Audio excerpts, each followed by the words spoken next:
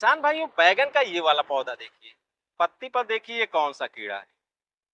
ये जो कीड़ा है, इसको गदैला कहते हैं या इल्ली कह सकते हैं, या इसको फॉल आर्मी वर्म भी कह सकते हैं, या अमेरिकन सुंडी भी कह सकते हैं। इसी तरीके के इसी कैटेगरी के बहुत से कीड़े होते हैं जो विभिन्न प्रकार की सब्जियों में अटैक करते हैं। इनका काम क्या है, ये पत्तों को काटते हैं। जैसे देखेंगे पत्ते में कहीं कहीं पर छेद हुआ है, इस वाले पौधे में ये वाला पत्ता है पूरा इसमें छेद हो चुका है। इसी तरीके से जितने भी पत्ते हैं, पुराने पत्ते, आप देखेंगे पुराने पत्तों में छेद है, नए पत्ते उसके बाद इसमें छेद है, ये दोनों पत्ते स्वस्थ हैं। इसका क्या मतलब है कि शुरुआत में इसमें ज्यादा प्रकोप था, दवा का फिर स्प्रे किया गया और फिर प्रकोप कम हो गया, तो जो नए पत्ते हैं उनमें इसमें जो है कीड़ों ने कम काटा हुआ है। एक ये वाला जो कीड़ा होता है, ये बैगन में बहुत ज्यादा प्रभाव डालता है। एक तो ये पत्ते को खा जाता है, इसके बाद फल को भी खाता है। आपको दिखाएंगे हम यहाँ पर एक ये फल, ये देखिए किसान भाइयों, इस फल में यहाँ पर ये जो सब है इसको कीड़े ने खाया हुआ है। और इसी के ही साथ साथ किसान भाइयों, इस फल में सड़न वाला भी रोग लगा हुआ है। और इस खेत में इस समय पर जब से बैगन लगा हुआ था अभी तक एक भी बार यहाँ पर फंगिसाइड का प्रयोग नहीं किया गया है। तो ये एक सड़न वाला भी रोग लगा है। ये बैगन में यदि आता है तो इसमें अच्छी क्वालिटी के जो फल होते हैं वो भी जो इसमें सड़ना शुरू कर जाते हैं और पूरा फल खराब हो जाता है। तो उसके लिए आपको अच्छी क्वालिटी का फंगिसाइड का यूज करना चाहिए। फिलहाल आज की इस वीडियो में हम बात करने वाले हैं बैगन को खाने वाले कीड़ों के लिए, जो इसमें फल छेदक होते हैं, तना छेदक होते हैं, जो पत्तियों को खाते हैं। तो इसी तरीके से किसान भाइयों, इस खेत में जो अभी ये इल्ली दिख रही है, इसके अलावा बैगन का एक गुलाबी सुंडी होती है। जो गुलाबी सुंडी होती है, इसके जो लार्वा होते हैं, ये अंडा देती है इसके फूलों के पास में या इसके पत्तियों के पास में, जो अंडे देती है। और फिर अंडे से जो कीड़े होते हैं, ये इसी के अंदर घुस जाते हैं, इस तने के अंदर घुस जाते हैं और तने को अंदर से काटना शुरू करते हैं। और जब अंदर से इसको काटते हैं तो जिस जगह से वो काटना शुरू करते हैं उससे ऊपर का आपका तना सूख जाता है। तो इस तरीके से इसको तना छेदक कहते हैं। किसान भाइयों, बैगन का ये वाला आप ब्रांच देखिए, इसमें ये जो इसकी शाखा है, ये पत्ती सूखी हुई है पहले वाली, यहाँ पर शाखा देखेंगे फटी हुई है। इसमें क्या था, शुरुआत में तना छेदक कीड़ा आया हुआ था। हम इस पूरे प्लॉट में देख रहे हैं, ढूंढने पर भी इसमें तना छेदक नहीं मिल रहा है। बहुत अच्छी क्वालिटी की दवा यहाँ पर प्रयोग की गई शुरुआत से ही। यहाँ पर जो तना छेदक आया था, जब दवा का प्रयोग किया गया था उसी समय पर तो वो वहां से हट गया, मतलब वो मर गया, लेकिन पूरा तना नहीं खराब हो पाया था। इसलिए आगे का पौधा आप देखेंगे पत्तियां हरी भरी, इस तरीके से। लेकिन यहाँ शुरुआत में फट गया था, तो बाकी का जो बचा हुआ है इस वजह से ये पत्ती हरी भरी है। शुरुआत में ये पत्ती सूखने शुरू हुई थी, ये वाला भी थोड़ा सूखना शुरू हुआ था, लेकिन जब तना छेदक कीड़ा मर गया तो आगे की पत्ती सही हो गई।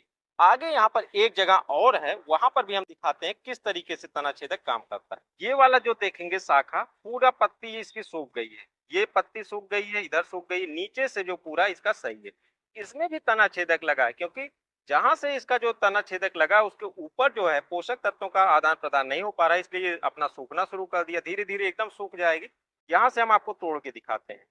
तो जब भी आपके खेत में इस तरीके का लक्षण दिखे तो आप निगरानी करते रहिए और अपने खेत में उसको देखते रहिए। देखिए यहाँ पर बहुत से पोल हुए हैं किनारे किनारे की साइड में। तो ये यहाँ से इसको फाड़ेंगे तो इसमें दिखेगा कीड़ा किस तरीके से था। और अभी तो इधर नीचे का हरा भरा है, लेकिन यहाँ से देखेंगे तो इस तरीके से तने में अंदर होल हो गया, ये पूरा होल हो गया, मतलब अंदर कुछ बचा ही नहीं है। जब कुछ बचेगा ही नहीं तो यहाँ देखें किसान भाई, बारीक देखें तो बारीक इसका जो एक कीड़ा छोटा सा रेंग रहा है, यही आगे चलकर बड़ा होगा और आपके जो फलों में भी जाएगा और तने में भी। यहाँ पर भी देखेंगे छोटा छोटा कीड़ा इसमें दिख रहा होगा। तो ये जो कीड़े इसमें अंडे देते हैं, पतंगे, उसके बाद इसी में होल करके ये लोग पहुंच जाते हैं और अंदर से पूरा इसका जो अंदर की कोशिकाएं हैं इसको खाकर खत्म कर देते हैं। तो आगे इसी तरीके से पूरा नुकसान हो जाता है। आगे पूरा ये खत्म हो गया, सूख जाएगा। इसी तरीके से आप अपने खेत में बराबर निगरानी रखते रहिए। जब आपको खेत में कोई ऐसा इसकी पत्ती देखे कि अचानक से मुरझा रही है और जितनी ज्यादा में पत्तियां मुरझा रही हैं, आप जान जाएंगे कि उतनी ज्यादा आपके खेत में तना छेदक लगा है। तो उस समय पर आपको दवाओं का प्रयोग करना चाहिए। तो कभी कभी आप लोग देखते हैं, जो मार्केट से आप बैगन के फल लाकर घर पे रखते हैं, तो धीरे धीरे उसमें भी बाद में उसमें होल हो जाता है। तो कुछ कीड़े उसके अंदर पड़े रहते हैं जो अंदर से खाते रहते हैं, लेकिन बाद में बाहर आते हैं। और इसी तरीके से खेत में जो होता है, उसमें जो कीड़े खाने के बाद अंदर से सुराख कर देते हैं, वो पूरा फल आपका खराब हो जाता है। एक भी सुराख आपके बैंगन में हो गया तो मार्केट में उसकी वैल्यू नहीं रहेगी।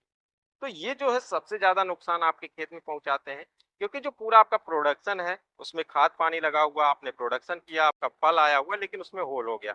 उसके बाद कभी-कभी ये जो होता है कि जब ये मार्केट में बैंगन काफ़ी महँगा होता है, तभी सबसे ज़्यादा इनका प्रभाव भी होता है। क्योंकि क्या होता है कि मार्केट में बैंगन अच्छे क्वालिटी का नहीं आ पाता है, सारा बैंगन जो है फल छेदक तना छेदक खराब कर देते हैं, तो मार्केट में बैंगन महँगा भी बिकता है।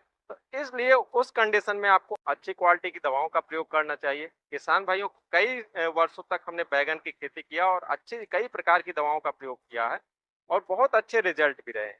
हमारे यूट्यूब चैनल में आप जाएँगे तो बैंगन की खेती से संबंधित एक प्लेलिस्ट है, जिसमें बहुत सी वीडियो है बैंगन की खेती की। आप वहाँ पर जा सकते हैं। कई प्रकार की दवाओं के बारे में वहाँ जानकारी दिया गया है डिटेल में कि कौन-कौन सी दवा का प्रयोग किस तरीके से आप कर सकते हैं। और आज भी हम यहाँ पर कुछ दवाओं के बारे में बताने वाले हैं किसान भाइयों। तो यदि आपके बैंगन में इस तरीके का फल छेदक और तना छेदक का प्रभाव है, तो सबसे पहले किसान भाइयों, जब बैंगन में आप प्लांटेशन करते हैं, उसी समय से इसका कंट्रोल करना चाहिए, क्योंकि इसकी जो लाइफ साइकिल होती है, जब आप लाइफ साइकिल ब्रेक कर पाएँगे तभी आपको बढ़िया रिजल्ट मिलेगा। ऐसा नहीं कि आपने बैंगन में आपने आज दवा डाल दी तो कल से बैंगन अच्छा नहीं मिलने लगेगा। क्योंकि इसके जो कीड़े होते हैं, सबसे पहले तो इसका एक जो पतंगा होता है जो अंडे देती है, और जब अंडे देती है तब उसमें से उसका नया जो शुरुआत होता है वो इसका लार्वा बनता है। तो लार्वा इसके अंदर होता है और लार्वा बनने के बाद किसान भाई उसका जो प्यूपा वाला स्टेज जाता है। प्यूपा मतलब जो लार्वा रेंग कर जो कीड़ा खाता है वो अपने चारों तरफ एक कवच बना लेता है, तो उसका एक प्यूपा हो जाता है, प्यूपा वाली स्टेज। वो प्यूपा वाला स्टेज जो होता है वो इसके मिट्टी में भी पाया जाता है और फलों में भी पाया जाता है, और फल के अंदर से जब निकल के गिरता है मिट्टी में पहुंच जाता है, फिर उसके बाद वहां से अपना एडल्ट बनता है। तो इस तरीके से किसान भाई इसका जो लाइफ साइकिल चलता रहता है, तो इसको हमको ब्रेक करना होता है। इसके लिए किसान भाइयों रेगुलर शुरुआती अवस्था में ही हमको इसका प्रयोग करना चाहिए दवाओं का। और दूसरी बात, जो इसमें जितने भी प्रभावित पौधे दिखे जहाँ पर फल छेदक तना छेदक और इसके डंठल को काट रहे हैं, उसके बाद डंठल सूख रहे हैं, उसको तोड़कर बाहर फेंक देना चाहिए। लेकिन ये सब थोड़ा ज्यादा मेहनती काम है और हर किसान भाई इतना ज्यादा काम नहीं कर सकते। यदि आप कर सकते हैं तो थोड़ा और अच्छा रहेगा।